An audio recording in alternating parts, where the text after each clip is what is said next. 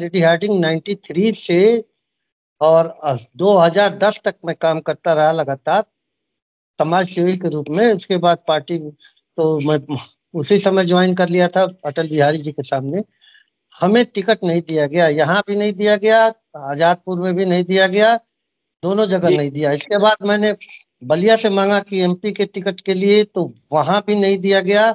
वहां पे चंद्रशेखर जी के लड़के को टिकट दिया गया, जो कि वहां पे ऑलरेडी राज्यसभा के एमपी हैं। राइट। जी एमपी जी में भी टिकट हमको नई दिल्ली से नहीं दिया गया, जबकि नई दिल्ली में सारा काम मेरा किया हुआ है। केजरीवाल जी का थोड़ा बहुत विरोध भी हमको करना पड़ा।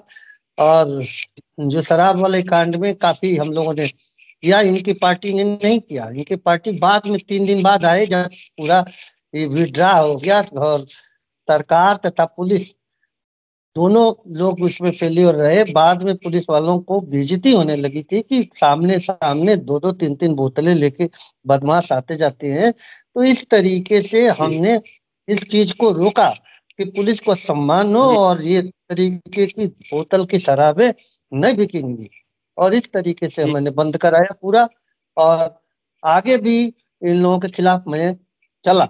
तो अब ये टिकट का जी दावेदार मैं था, लेकिन इनके पार्टी वाले और पार्टी अध्यक्ष शायद देश वगैरह है, या अम, दूसरा मनोज तिवारी हैं, इन लोगों के जी समझ में आ रहा है कि ये लोग जीत जाएंगे।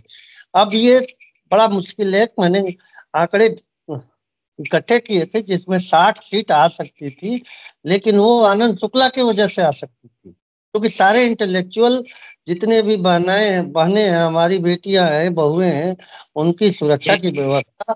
और यही नहीं, आप ये देखिए, हमने प्रिजनर्स को भी काफी वो किया था, सपोर्ट किया था, उनके फैमिलीज को उनके बेल पेरोल दिलाने में भी बहुत से सहायता किया। अभी भी हाई कोर्ट में जाना होता है, हर कोर्ट में जाना होता है, उनके परिवार हमारे यहाँ इलाज कराते हैं, मुझे कोर्ट में खड़ा होना होता है। इस तरीके के बावजूद भी अगर चाहते हैं मोदी जी, तो हम लोग तो नहीं सपोर्ट करेंगे, मैं निर्दलीय खड़ा होऊंगा। और यही नहीं, दिल्ली की भी इलेक्शन गई, साथ में उत्तर प्रदेश से भी मैं इस्तीफा दूंगा। उत्तर प्रदेश में भी नहीं हो पाएगा इनका इलेक्शन, क्योंकि उस समय मेरे एक ट्विटर से 28 लोग, मेरे को टिकट इन्होंने नहीं दिया, तो मैंने केवल एक ट्विटर किया कि भाई हमें टिकट नहीं मिला, तो लोगों ने रिएक्शन दे दिया।